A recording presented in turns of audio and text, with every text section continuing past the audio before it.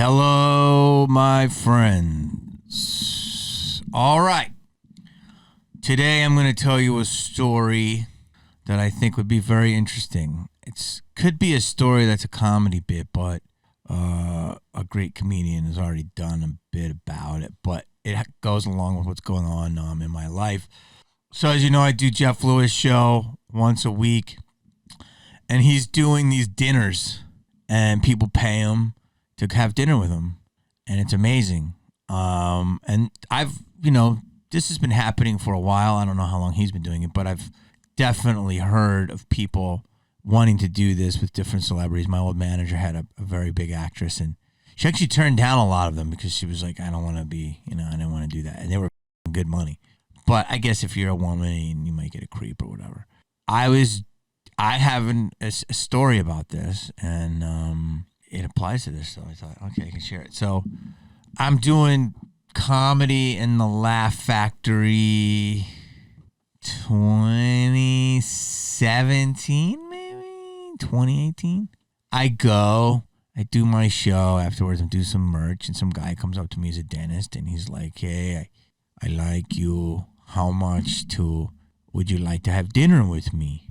He had an accent. I'm not sure where. So I'm giving him a random accent. And I said, what? Because you at the Laugh Factory, at the late show, there'll be maybe 66 people, 68 people. And if it goes late, 10:30, you're out there midnight, 12:05, which is still early, but in Vegas on like a Wednesday night, it's funny who you'll run into, right? That's why I love that. That's why I just love Vegas. And I love that part of the strip. He gives me his card, and he's like, I'd like to have some dinner with you to come over, and I'll pay you for your time. I don't know where he's from. And I was like, okay, whatever. And so I do my run for the week or whatever, and I'm done. I'm in Vegas at the time, and I'm doing a lot of comedy, and I also, this is going to take me sad about my parents, because this was when my parents were sick. And I was trying to get into the weed deal, and I had a weed deal that I was trying to do, and I don't want to say anything disparaging because I don't want to get, I don't know what I can say, but the person was not honest who I was dealing with, and I thought they were, and they ended up just the whole deal up. But I was putting in money, and so I was going to Vegas at least once a week to try and do this weed deal, cultivation, when the gold rush was happening, because I was really interested. And so I would do shows, and so I'm there. And then at the end of my run for the week, I was like, call this guy. So I had someone call this guy. I think it was the person I was doing the weed deal with, and she was like, yeah, the guy's legit. He wants to take you. He wants you to have dinner with him, and he'll give you $5,000 in cash. And I was like, really? And I'm like, when? And she's like, Tuesday night. So I'm like, okay, I like Vegas. You don't have to twist my arm. I'll stay an extra day, and I'll just chill. And I think I went to the spa on Monday, and I said, I'll stay for Tuesday and have a meal. And he's like, yeah, I'll take you anywhere you want to go, and blah, blah, blah. So I was like, okay. I'm like, well, you got to come with me, because I do like the person I was doing the weed deal with. I just think that they my shit up, so I'm going to talk about them in this story, even though I don't really like them right now, but like I like them, because I did like them. And I was like, okay, you come with me. I said, I'll have my manager come with me, and I said, I want a bodyguard.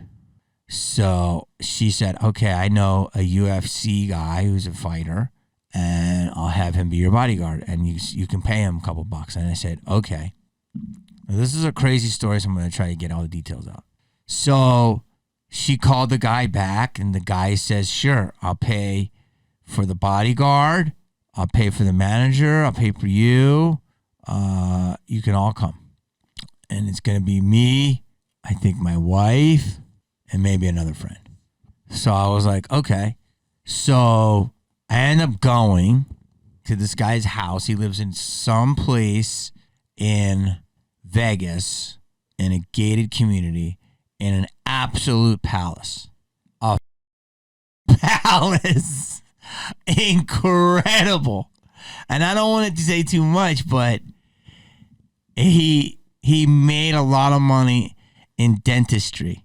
And these are the real people that have a lot of money. People like that. People who do veneers, or people who deal in like cotton swabs, or, you know, or Velcro. I've always find that those are the realest, richest people. Paper clips. And so this guy has a house on a mountain. And I mean, you had to go through this gate. And I used to have a house in Vegas. And I had a gated community. But his gate, he went up and then up. And then he had to go. And he was so in the gate. He was so far to get to his community.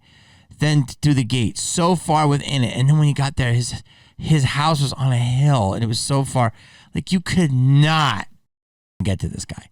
And he had an absolute banger of a palace. Like, everything huge. Pool parties, big screens, just a wine cellar out the wazoo, racquetball court, like you name it. This dude had it, and he made a couple $100 million in the dental business. I don't know how, but I believe him. He's like a nice, sweet, nerdy guy who wants to meet celebrities. So, you know, the old adage everybody is celebrities, you know, you think celebrities are rich.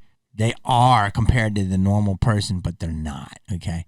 Like, that's why Silicon Valley wants to be cool, so that's why they buy into Hollywood.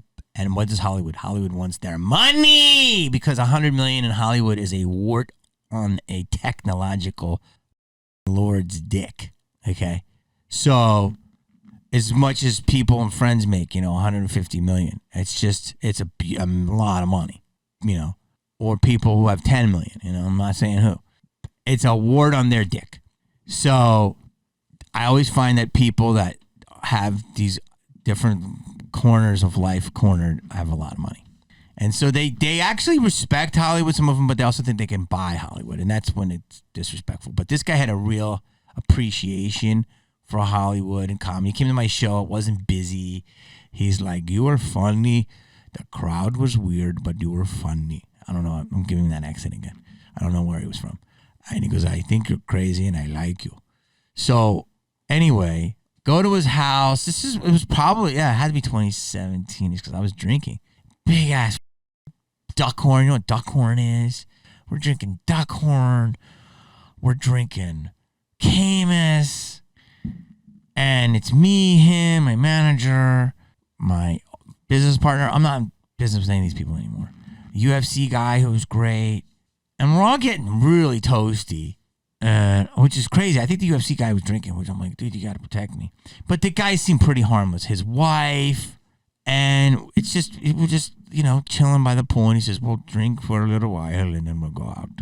So I was like, okay. So he says, at the end of the night, I'll give you $5,000. And I said, okay. And then he took a shot at me in a funny way. He's like, I know. He goes, is that a good rate? And I said, yeah, I think that's fair. And he goes, I thought it was fair as well.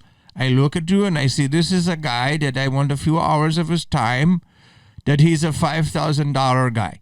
This is what I want. And then he named some other comedian. Let's just say, I don't know. Let's just say he named like, who can I think of? He named another celebrity. He's like, that celebrity is going to be $10,000. They will not go between, I don't know. I think he talked like this. They will not go below $10,000.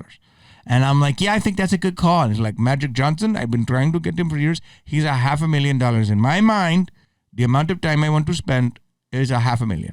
And I said, yeah, that sounds about right. And I think he said 50 cent, and he said like 50 cent would be $250,000. Like, he was naming all these numbers of celebrities, and he was like, I see you as a $5,000 guy. You can grow, but right now I look at you, the way you're dressed, the way you talk about, the way you are in life, you don't have a lot of responsibilities, you're about $5,000. And I said, you're about right. Because it's a fair rate to get $5,000 to sit and eat with a guy who takes care of everything. It's a very fair rate. You know what I mean? Like, there's a joke that one of my agents has, my con agent, and they asked, I'm not going to name names of some of his biggest clients, and they said, you know, would they do it for $5,000. And my agent, I'm not gonna name names. He's like, they don't cross the street for 5,000. And he's like, you want Jamie? So I am a good starter at 5,000. By the way, 5,000 is fair. I mean, who doesn't like 5,000, right? Anyone would like 5,000. Now, if you're at home going, I'm not. I work my balls off, and this is just a random thing. I've gotten to that place, but this is my life. So 5,000 might be a lot to you, or it's a hand of blackjack for someone else. I mean, but it is a fair rate for me. Like, I actually told you this in my other pod. I'm about a $10,000 a day actor when I'm working in terms of the time and everything.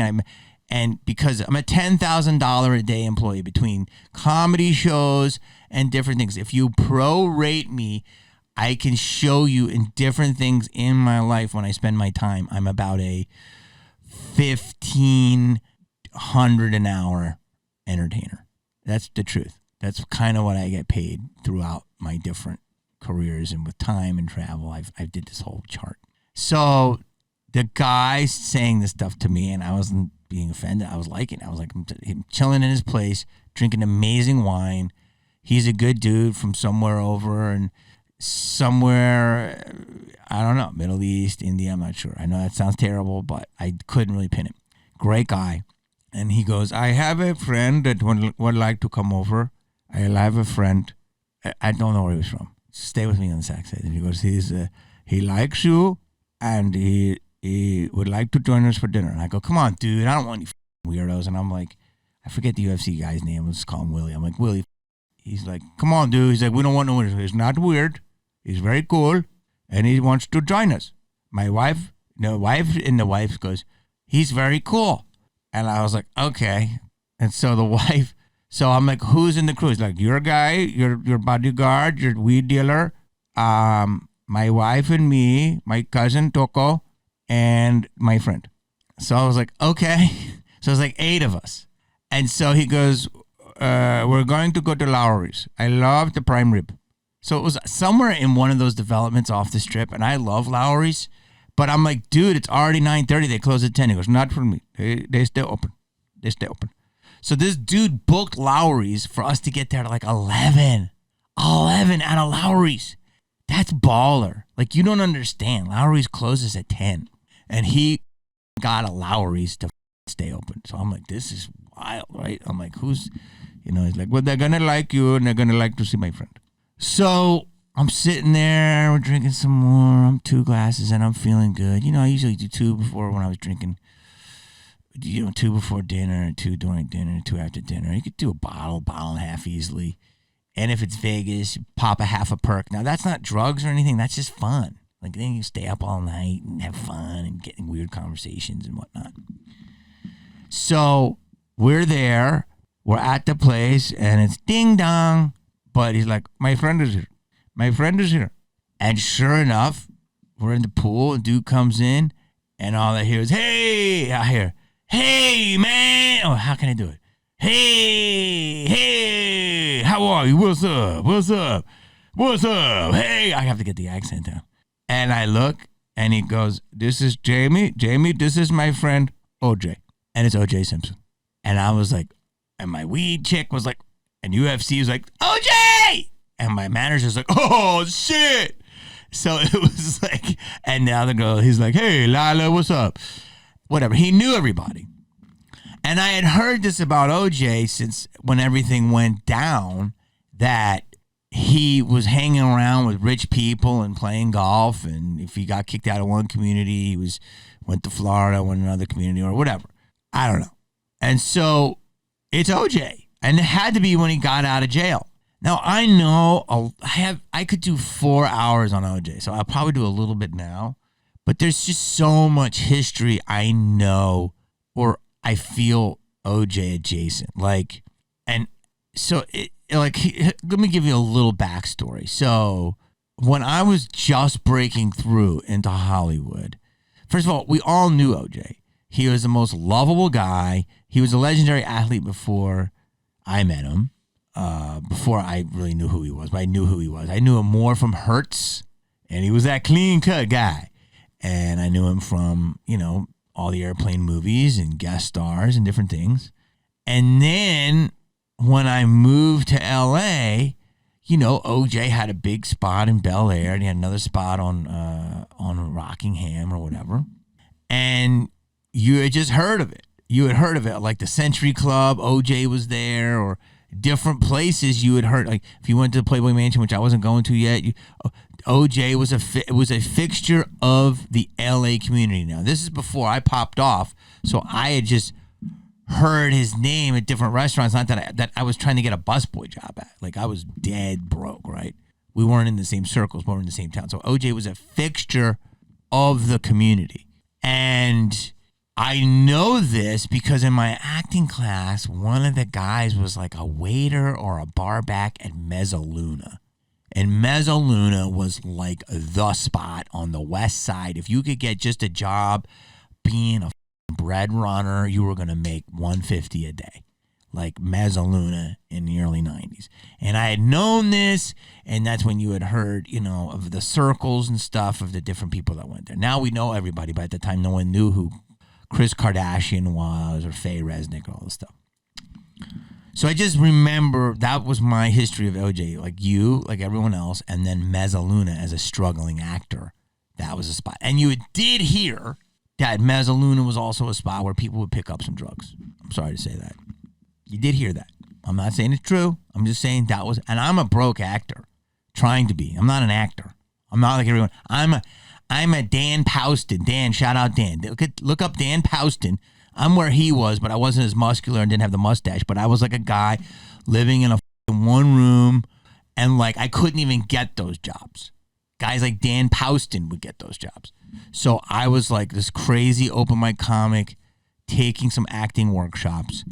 But I had worked and seen studies with different people that knew the certain restaurants that if you worked at, you could make $200 a day in the early 90s, and rent was only $500. So you worked a couple of weeks, you get your month's rent, and the rest of the time trying to grind for auditions. So at this time, so I go and, we wake up in the morning like everyone does in the history of OJ, and it's a horrific scene, and the murder and the blood and the gore. It's like equivalent to Charles Manson. You know what I'm saying? It's 25 years since Helter Skelter. I just turned 24, and it was just horrific. Just horrific. And it was like, OJ, what the fuck? Everyone's like, OJ, no way, OJ. So it was wild, as you know. So at the time, I had just auditioned for SNL. I didn't get it. I had a deal at Universal that went nowhere. And I had a small holding deal with MTV. And the woman who was high up at MTV on the alternative comedy side by the name of Lisa Berger, shout out Lisa, I owe her a lot.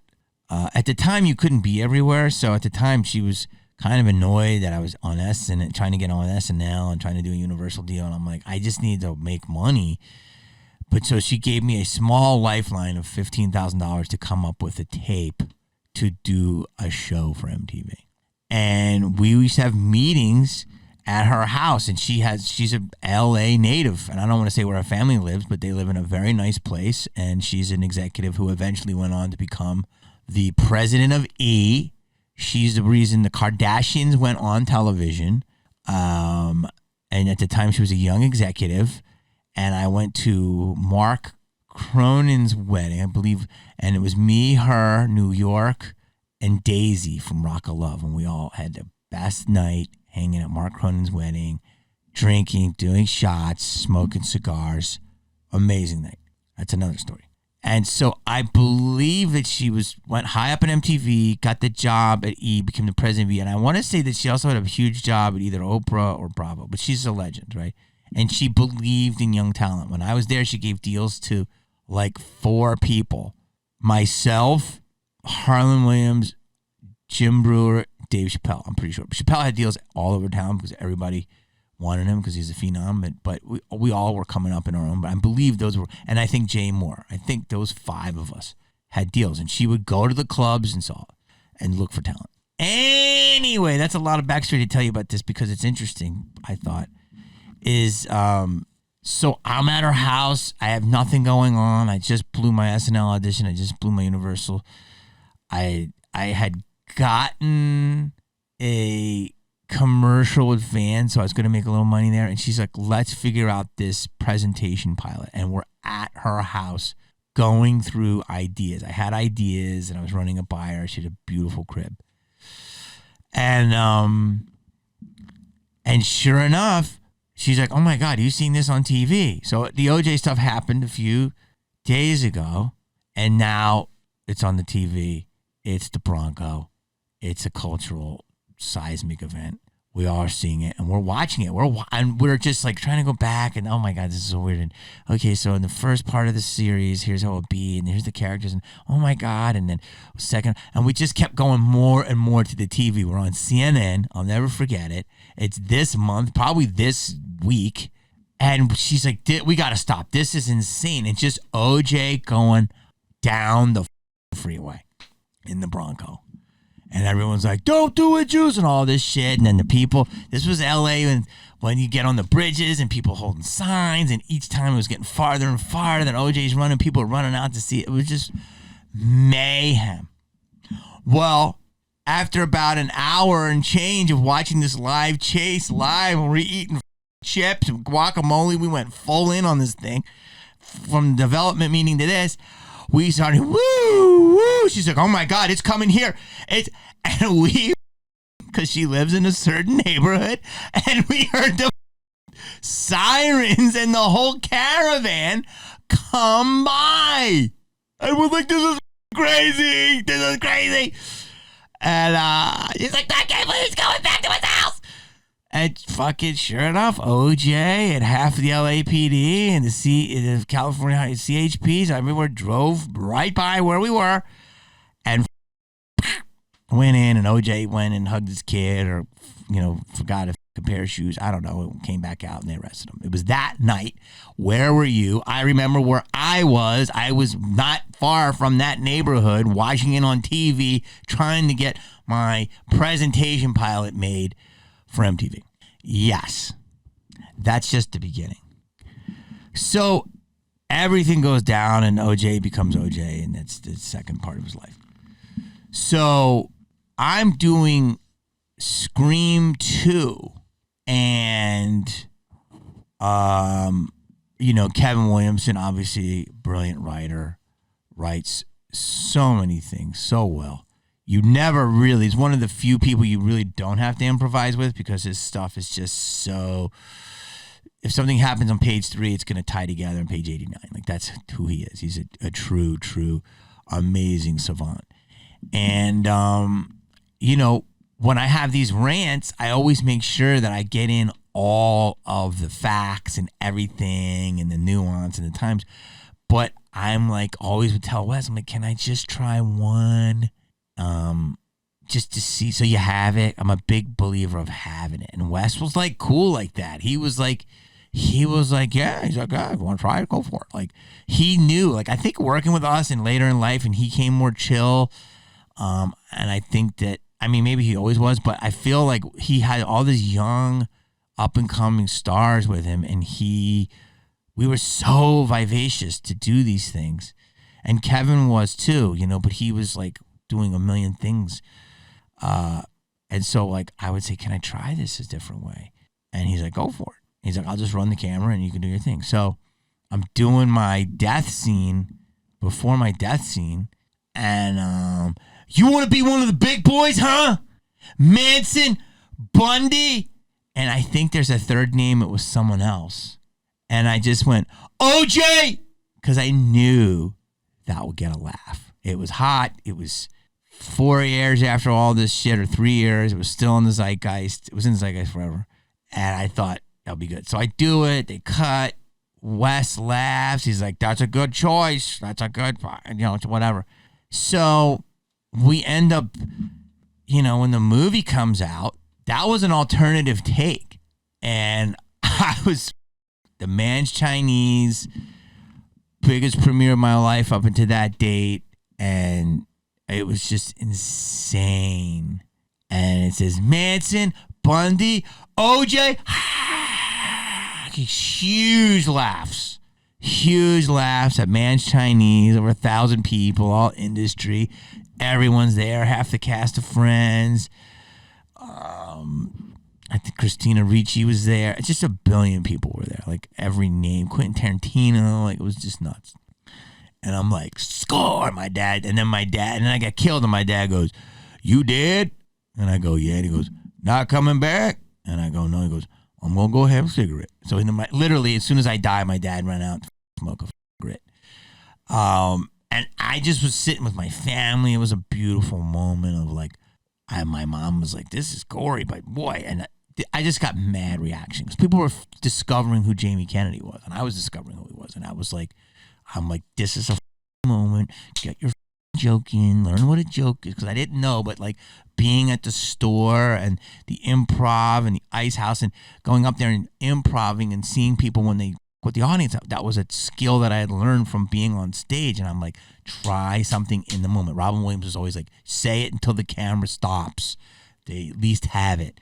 So they kept it. It worked. It killed. It got a lot of love. Cut to, I'm, popping around doing a billion things at this time. And someone said they went to Westwood and saw Scream 2, and OJ was there. Oh, I don't know if I can say this. I don't know if it's true, but they said he was there with his kids, and the joke came on, and the audience laughed, and OJ was just like, and I mean, there's a lot to this. So it's like, I can't, what I can say. I can say a lot to it. But I was like, oh, like, I feel bad for his kids, man. I feel so bad for his kids. I felt terrible for his kids. So part of me was like, OJ, do something horrific. These are the jokes. Jamie, you shouldn't have did the joke because he's got kids. Now, quite frankly, I don't think his kids were old enough to go to Scream 2, so then I felt a little bit better. I'm like, he shouldn't have took his kids to Westwood anyway to see a horror slasher sequel. So I don't know if it's true. I was told that by somebody. And it was more like I felt bad for the kids, weirded out. It's just so many mixed emotions with the whole thing, right? This is going to be longer than I thought. So, whatever. That's it. It's done. I go on my life. Everyone goes on their life. Cut to, where were we? Shaking his hand now. This is 20 years later. Now, I never met the dude. That's all my history that I, Jamie Kennedy, have had with OJ in my existence. I don't know what history he's had with me. So I shake his hand, and let me tell you, he does not break eye contact. He's like, nice to meet you, man. He's like, I'm a big fan. Big fan. Man, you are funny, man. I'll try to do the accent, but I have to work on it. It's a real mix between like Hertz, White, and a little Oakland. Like, people forget that OJ was gangster. He's from Oakland. I think he was raised by his grandmother. Like, that rage inside of him from his intense childhood was running against the rage of Oakland, So he's real. He could have been in the streets, but he was as tough as they come. And, so that was, but he came off as, this Mr. Clean, right? As everyone in LA thought he was the cleanest guy. I'm like, does this guy know Scream 2? There's something else I'll tell you about this later. And I'm like, and he just shakes my hand, and I'll just never forget. The guy is as charming as Ryan Gosling. I never met Gosling, but I'm assuming he's a charming guy. Just unbelievable charm. And I know I'm not supposed to say this, but it's the truth. Unbelievable. Lights up the room. Good-looking guy, probably in his 70s at the time. Not a wrinkle on his skin. His hands are manicured. I don't know if that's a joke, and he just shakes my hand, and it's firm, but not aggressive. Just like, this dude's got strength running through all of his veins. And I'm like, this dude ain't old at all. So I'm like, this is surreal, right? And my manager's like, oh, what's up, Juice? Whatever, because he was a mook, and the other just like, oh, yeah. And we all have wine. the guy comes who's throwing me in there and he goes, okay, we're all going to Lowry's. Let's go get in the Hummer. So like he had some big ass Hummer and we all go to Lowry. We made some small talk and he was just telling me he liked my show, The Experiment. And what do? You're getting complimented by a legend, double homicide or horrific murderer, but then who got off, but he also likes your show. And then you joke about him in Scream 2. Like, these are all, think about all the touchstone moments again. You understand? Like, Scream 2 is its own animal. I improvised a joke about him. He looked bad in front of his kids. He liked my show. He has his own legend. There's dead bodies everywhere. I mean, you know what I mean? Like, there's a lot going on. And I'm just duck horn. So we get to Lowry's, and if this guy's not a pimp, man, this guy, the whole restaurant's cleared out, and he has a huge ass table for us, and literally the whole staff is waiting for us. And we get there at like 11 o'clock. And I'm like, this dentist is about it, right? So I think he had like a Jag. There was like 5 cars that went, but there's a big ass Hummer limo, I think. So, but he wasn't fake because everything he had was his shit. Like, these people do this in Vegas and it's all rent to shit. Like, you know, like these influencers. If I can always get a chance to shit on an influencer, I will. But this guy was actually legit. But he was showy. And he should be. He probably came from Bangladesh, you know, shit in a hole. Now he's balling. He should enjoy it. So it made sense what I had heard about OJ, that it tracks that rich guys wanted to be cool. And so they're like, here's a celebrity, and OJ wanted money and golf, you know, and he wanted protection. So I think he would stay at this guy's house sometimes. He had a condo. He would stay, you know, where people would let him live. So we go there, and we're starting to eat. And this guy's ordering everything under the sun. We're getting prime rib and truffle mash and button mushrooms and just everything. It was amazing. Like, it was just good. Lowry's in Vegas, wherever this Lowry's is. I've gone to Lowry's in DTLA a lot, you know, at least 5 times. Not a lot, but after Lakers, and you got competition. You got competition out here. So that's one of the reasons I want to move to Vegas, just for all the food. And as much as I'm into going down the rabbit hole of truth and sports is a distraction, I sometimes need to be distracted. Sam Tripoli told me that. He's like, dude, sometimes you got to escape. But I even think sports are rigged. So a couple things happened during this dinner. I'll try to remember some things. But one of the things is we were talking, and I'm loose now. You know, now I'm doing this weed deal. And the weed, one of the reasons I wanted to do this weed deal is because the weed concoction was so good that I would smoke this vape. I never vape, but I would take off a pen, and it was like a natural pen, and it was a pen, and it had no pesticides or anything. It was just like compressed like grapefruit extract or something, and like pure like THC or the blend. So they knew I'd be a paranoid person, so they put just enough CBD. Whatever it was, I would puff this pen once an hour, and I was like, just so like there wasn't a care in the world, but I was completely present. And I'm not a weed guy. And I'm like, if everyone could have this experience and there's no toxins or anything, I think we can sell, 10 million worth of these things.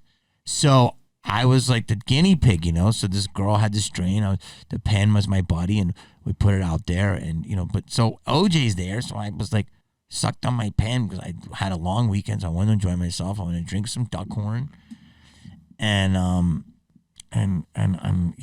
so I was a little loopy, but in a good way. I was feeling it. Old school Jay, like Miami Club Jay, or, Vegas Victor Dre nights Jay, like fun times. And at some point we're talking about USC, and we were talking, and I'm here. I'm at the head of the table because he invited me. So literally he is at one end, and we had all our people, and I'm at the other. And OJ's on the side. It wasn't his dinner. It was my dinner. So my $5,000 dinner became all these other people, right?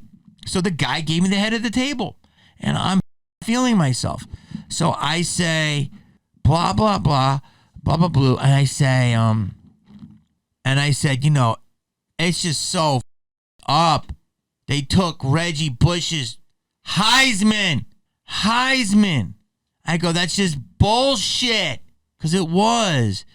And then I said, you know, and I think OJ said something like, oh, yeah. And I said, they banned him from, I think he said they banned him from the campus or something like that. It was somebody who did something. They couldn't go to the campus and was an athlete or something. And I'm like, well, this person did this and this person did this. And I go.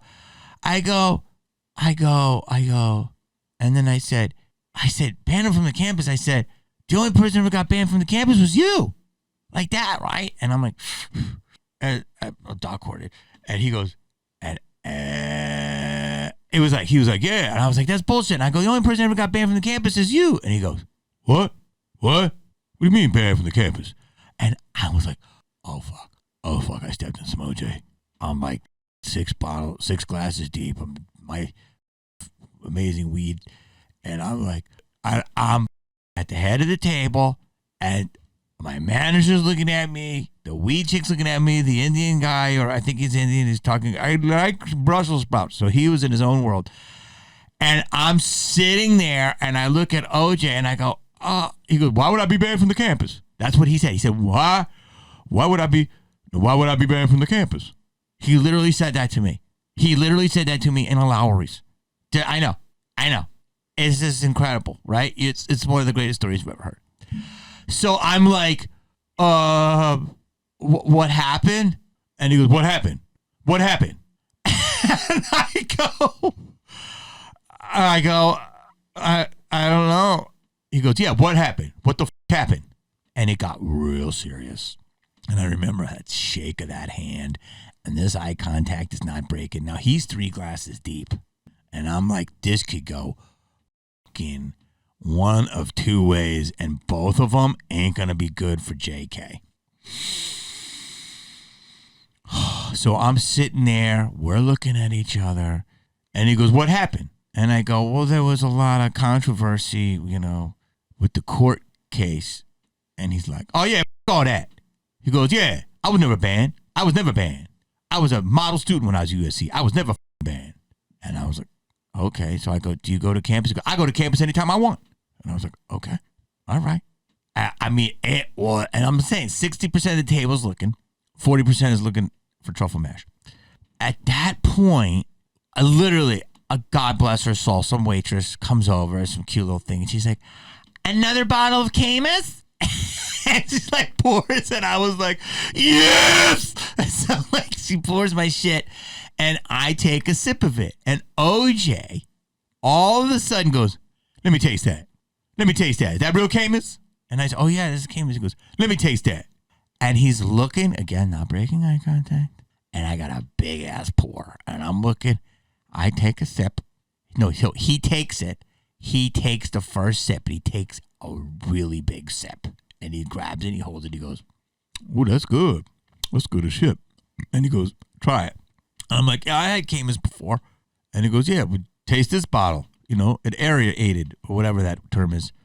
And I'm looking at him, and he ain't letting me not try it. So I let it, and as soon as the tiniest drop hits my lips, again, God comes into my life, and they go, juice! And like, I turn, and there's these 4 stripper hookers. And OJ just goes, oh shit, Vanessa! And turns, and I was like, pip, pip, wipe. I took a, like, I asked him, give me a wipe. I had a wipe alcohol, fucking, because I was like tripping on the germs, right? Poured it out, got a new glass, boom, boom. All of that anger, all of that shit was gone once these 4 hoochies came out of the blue. OJ said, oh, I'm sorry, my man, Vanish, or whatever. I don't know what the guy's name was. He's like, I had a couple friends. I told him, come up. So he told these 4 chicks to come to dinner, and, you know, they're, you know, chicks that like a meal. You know the types. So the next thing I know, our party of 8 becomes a party of 12. Lowry's just a little annoyed, but this guy's just a plutonium card. He's not even a platinum. He's got American Express plutonium. It's like one of 3 cards. The guy's bawling beyond. Maybach. I think he had took a Maybach. We took the Hummer. Whatever. Everybody's eating. Everybody's laughing. I'm now at a mellow spot. OJ's 2 glasses in. UFC fighter guy's happy. I'm figuring out this strain of weed. My manager's wasted, talking to one of these strippers. Dentist is happy. He's like, I bring people together. Everybody have a good time. Everybody's happy. And we're like, yeah, lavish. And he's like, I like to be happy. And so we're all there. And one thing happens. So, as you know, strippers, not all strippers, and hookers think they're funnier than they are. It was a universal thing to know that hooks and strips, I'm not saying professional hooks, but girls that are hookers that don't admit it, and strippers, with bolt-ons and ejections and stuff, are generally more entitled. They're very entitled, highly confident, masking an insecure center, and they go after what they perceive as the weakest person in the table group.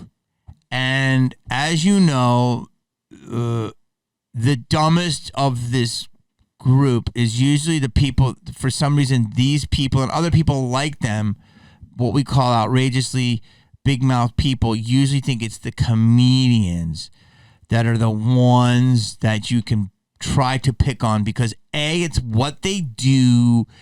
B, they're supposed to be funny. C, they're being funny, so you can't be funny with me. And D, they want to impress you. So it's like a kind of nagging, trying to cuck, trying to impress. It's a very complicated, shepherd's pie of emotions and intrigue.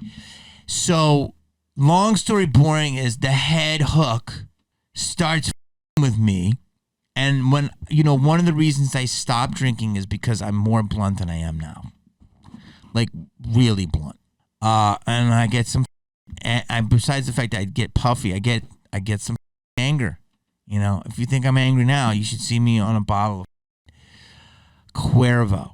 So she says something to me, and she laughs. She's one of the people that, isn't that right, funny guy? And 2 hookers and everyone's kind of laughing along, and OJ's smiling because he wants to get that good, right? So she said something else, and I was like, and then I buck back, and I'm like, is this Summerlin's Got Talent or something? Like one of the jokes I say now, and I'm like, it's a no from me or something like that. And the table starts laughing because she's trying to be funny. So she gets burned, and she's like, oh yeah, you think you're so.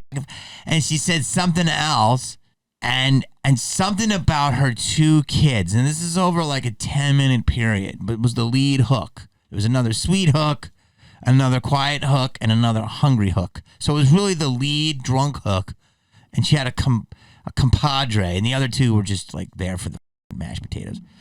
So, and she was the top dog, and she wanted to show everybody that she was friends with the juice, and she wanted to take down Jamie Kennedy. And she was she said something yeah, because didn't Ashton Kutcher already do your show? Something just negative, low vibrational, whatever. Something, and she said, yeah, and something happened. She said something, and I was like, she said something about she was like, and I'm like, well, I kind of know things because I've traveled the world, or something like that. I was trying to be polite, and she's like, I know things because I'm a mother. And I go, you're a mother? I go, how many kids? She goes, 2. And I go, 2? And she's like, I'm like, who's watching them? And she's like, my mother. She was getting more angry. I'm like, okay, so. All right, so you let your kids go as you went to Lowry's at midnight on a Wednesday, something else. And then I said, well, let's hope. I said something. I don't have joke, but I said something like, let's hope your kids are good at math. She was like, yeah, what about it? So it was like edging up. And she's like, yeah. And I was like, well, let's hope your kids are good at math because we all know mommy likes to count her numbers at the end of the night or something like that. And she was like, what? And she's like, yeah. And it was a rage and she went nuts. And she's like, yeah. I go, you're a dead, like, cause she was with mom, like, you're a deadbeat mom. I'll call CPS on your ass, you dirty rat. Like, she's like, yeah. I go, your kids are mine. Like, I went in because she was just with me. I go, I will call protective services right now, you dirty. I'll call my buddy at the Spearmint. Your shit will be thrown out. You'll never work at Spearmint 1, 2, or 7 again. Like, I went in, right? No, just like, oh, and like, he's like, you my shit, because he wanted to get some pussy. And this girl went bananas and started screaming, tried to jump over the table.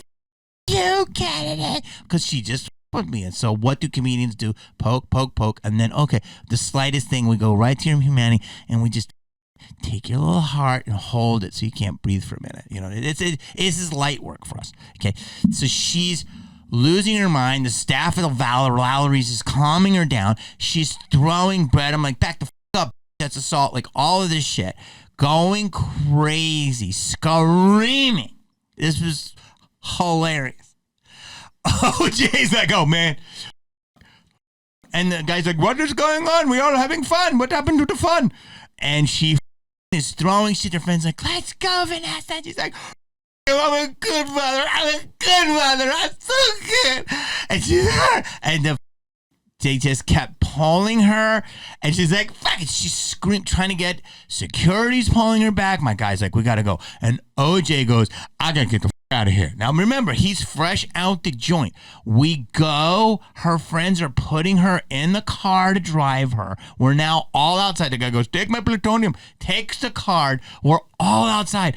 OJ is literally hiding in the parking lot. He's scared someone has a camera or something. He's like, man, this is I thought I was going to hang with her. And she's screaming, yeah. And I go, calm the down. I go, protective services.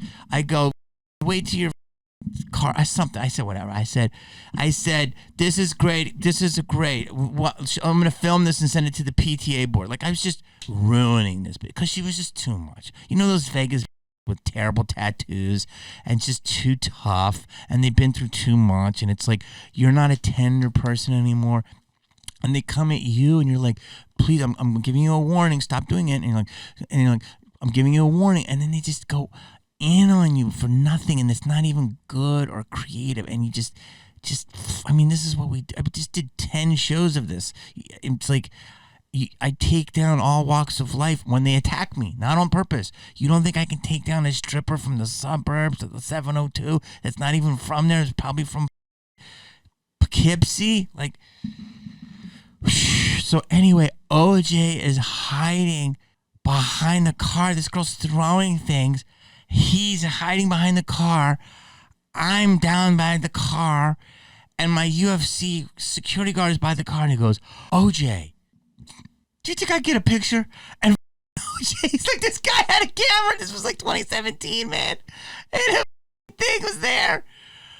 And OJ's like, no, man, this ain't a good time. Like, OJ looked, took a second, like, no, man, I gotta go. Some dude that was there, another one of the guy's friends, had like a Bentley. OJ got in, crawled in, didn't see him. He bounced. Dentist bounced. The two girls bounced, and the other girl was just there screaming with me and my manager and the girl. And she's like, where is OJ? He's gonna kick your ass. I'm like, oh, he's somewhere. I think he's in the bathroom, or I think he's having the lemon tart dessert. You should go in there. And she's like, I'm a good mother. I'm a good mother. I'm like, on display right now. And she's just a mess. And some girl's like, you don't have to go that hard on her. I go, the ruined me, was bothering me since my app. All right, no, that. Let her rot. And then they push her in the car. They drive off, and it's me, my manager, my weed guy, and UFC guy. And UFC guy's like, damn, I almost had a picture. Like, he was so bummed. And I just looked, and I was like, did that just all just happened? And they're like, yep. And I go, and my manager, of course, being scumbag that he is, he goes, but I got the envelope. And the guy gave him $5,000. I guess he's running out, threw him the envelope. And he's like, let's count this shit. Then we went to like Caesars, smoked cigars, busted another bottle, and just talked about this shit till like 4 a.m. It was so surreal. And I'm me, whatever you think I am, and I've had a lot of crazy experiences. I could tell you a ton, but that was a top surreal experience. And it was just so wild. And then as this was going on, one of the reasons that was so bizarre is I had a script that was given to me by a director, and now these theories are coming in. So remember when OJ was not convicted, okay, like just think of all the things that came out of it. Johnny Cochran, who died, F. Lee Bailey, who died, he was older. Kardashian died. The Kardashians, that was the most famous of the Kardashians, Robert Kardashian. And then let's go back how everything's connected. Lisa Berger was the head of E, and she had things happening. I worked at E since MTV. I used to go on these travel shows, and Brooke Burke was the face of E, and they would have comedians go to different places, and I did one. And then I did a movie with Bruce Jenner before he became Caitlyn, and I grilled him all morning about how it happened, and he told me, he's like, storyline. I'm trying to do his voice. He goes, I'll tell you, we had a ton of storylines. That's what it was. There was a lot of people. I can't really do his voice because I do too many voices right now. But he, when he was a he, now he's a she, and it's okay to say that, told me that when they did the pilot, that Lisa Berger, who I told you at the beginning of the story with, said, I know who you are, but who are the rest of these people? And he's like, she's like, you're the Olympic champion. Who are these people? And he's like, it's a wild, wacky family. I have to work on that. I have to listen to his voice once, or her voice. I apologize. And what we're going to do is it's like a sitcom of wildness. And it's absolutely wild. And the series was greenlit on Bruce and his history of being the champion that he was and marrying Robert Kardashian's ex, and the wild, wacky, blended family that they had. Or, the adventures of that. It was like a live action sitcom. And it was one episode, and then they said, okay, we'll do 4. It was like a tester, and it just got good, and then they did 7. And the reruns, like everything happens, and reruns happen, and it just kicked in at the right time. And he was like, and then it was off to the races, and it was, after that, it was gone, and we just went crazy. And he was like, characters, storyline. So he just kept telling me that day that if you're going to ever do a reality show, have a lot of different characters, so storylines will keep going. And so at that time, I was doing a movie. He told me that, who's now a she. The first executive ever give me a break was the person that greenlit it. The guy who passed away was now one of the famous, most person's father of the world. And then OJ was part of it because of his history. And somebody came into my office, this director, and he has a script to this day about Nicole and OJ, and OJ got off legally, but in the court of public opinion, he was guilty. And this guy has a script stating that OJ didn't do it and that he took the fall for his son. This is a whole other theory that is going around TikTok. Now, I've known about this theory for about 10 years because that's when I started seeing this script. It's a fascinating take, obviously not a very popular take. And at the time, since then, I had done a benefit for the Goldmans, and they were the sweetest people. And to this day, I would do multiple benefits for the Goldmans. I don't know them that well, but they were very nice to me, and they had a horrifically tragic thing happen to them. And I want to send them nothing but love and respect. And I did some charity for them, and as a stand-up, and it was one of the nicest nights, and they were such a sweet people. And OJ's children, I wish them nothing but love and respect. I just saw so much going on, right? Like, It's so wild. So all of that was tied in. And now OJ has passed away. And, he was as healthy as a horse when I saw the dude. Plus, I also know another guy that's in the collectibles game, and he was there that night when OJ was trying to sell his stuff. And I know that guy. So I know a lot of adjacent around it. Plus, there's a comedian whose mother put OJ away, who I also know. It's wild. I'm not here to say what's honest, what isn't. I have no idea. I have my own beliefs. Obviously, we all do. But I will say, when OJ died, that narrative started picking up. And my ex-girlfriend, a few girlfriends ago, was friendly with Faye. So I had learned some stuff about Mezzaluna. And I just want to say that OJ was fit when I saw him. He was strong. He seemed agile. He hit a golf ball forever. I didn't play golf with him, but I know people that told me he could. And he went out. So to me, that was the vax. That's how you're going to end this whole story on the vax. But yeah, that's a crazy story. And since then, I've become friendly with Cato, who I think is a really nice guy. I should have him on the pod. It's wild. But, we all have an idea of what the truth is. It's not for me to say it. I'm just telling you my personal opinion with the guy. And it was a multi-layered thing. It was wild. But, I can't control these stories when I go on other people's podcasts and they interrupt me and they fuck up. So it's like, this is my story that I want to tell on my podcast. And if anyone wants to ask me about it, they can get it from here and then I can tell. But this is all the details that I have, and I wish nothing but best for the Goldmans. I wish nothing best for OJ's kids. God rest the souls of, Nicole and Ron and everyone else that was murdered. It's a wow, crazy situation. What is the truth? God rest Robert Kardashian. So think of all the people that are connected. I don't even know what else to say. It's just so wild.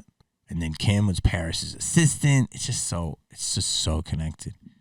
But this is my story, and the way I want to tell it because I think it's really interesting. I know when things happen to me when they're interesting, and I go, this is fascinating. And I know that he just, he passed a couple months ago, but I wanted to do it then. I just didn't have the time.